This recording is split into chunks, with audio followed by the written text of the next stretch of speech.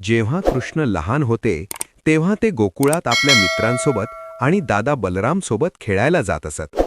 बाळकृष्ण खूप खोडकर होते, त्यामुळे यशोदा माता नेहमी त्यांच्यावर लक्ष ठेवून असे. एकदा खेळता खेळता कृष्णाने जमिनीवरची माती तोंडात टाकली. हे पाहून त्यांचे मित्र आणि बलराम ओरडू लागले, कान्हाने माती खाल्ली, कान्हाने माती खाल्ली. हे ऐकून यशोदा माता धावत आली. तिने रागाने कृष्णाचा हात धरला आणि विचारले, कान्हा, तू माती खाल्ली आहेस का?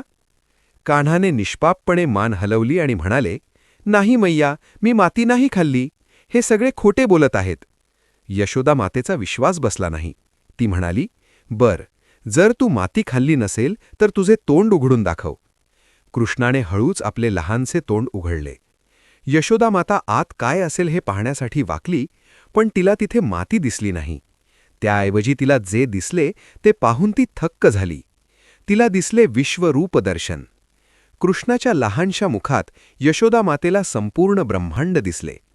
तिला तिथे सूर्य, चंद्र, तारे, ग्रह, पर्वत, नद्या, समुद्र आणि संपूर्ण पृथ्वी दिसू लागली. तिला स्वतः गोकुळ आणि त्या गोकुळात कृष्णाचे तोंड उघडून पाहणारी स्वतः यशोदासुद्धा दिसली. हे दृश्य पाहून यशोदा माता चक्रावून गेली. तिला जाणीव झाली की तिचा हा लहानगा कान्हा कुणी साधारण बालक नसून प्रत्यक्ष परमेश्वर आहे.